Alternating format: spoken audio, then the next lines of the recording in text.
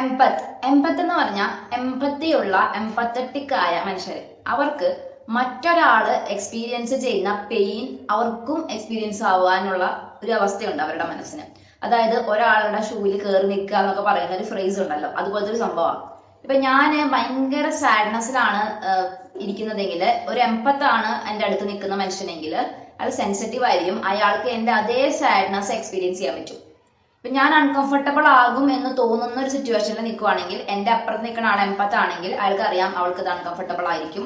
കാരണം അയാളെ തന്നെ എന്റെ സ്ഥലത്ത് പ്ലേസ് ചെയ്യും. എന്നിട്ട് ചിന്തിക്കും, എനിക്ക് ഇത് അൺകംഫർട്ടബിൾ, അവൾക്ക് ഇത് അൺകംഫർട്ടബിൾ ആണ്, അല്ലെങ്കിൽ എന്നെ കുറിച്ച് അയാൾക്ക് അറിയുമായിരിക്കും. അപ്പോൾ അത് നാൻസിക്ക് പറ്റുന്ന കാര്യമല്ല, അപ്പൊ അത് അവൾക്ക് അൺകംഫർട്ടബിൾ ആയിരിക്കും, അവൾക്ക് ഓക്കെ ആവില്ല എന്നറിഞ്ഞ് എന്നെ ആ പ്രശ്നത്തിൽ നിന്നും രക്ഷപ്പെടുത്തുന്ന ഒരാളായിട്ട് ആ വ്യക്തി മാറും.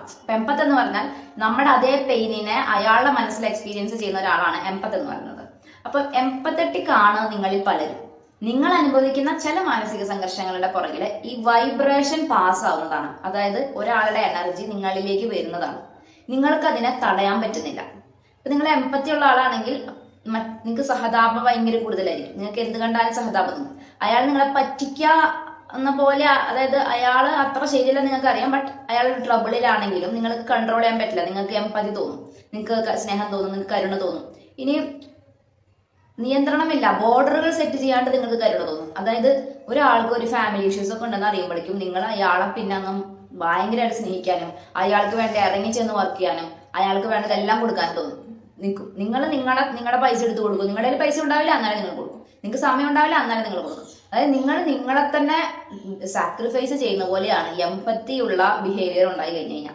സിമ്പതി എന്ന് പറയുന്നത് വലിയ മെനക്കെടില്ലാത്തൊരു ഇമോഷനാണ്. അതായത് സിമ്പതി, അയ്യോ പാവട്ട എന്ന് പറയുന്നു, തീർന്നു.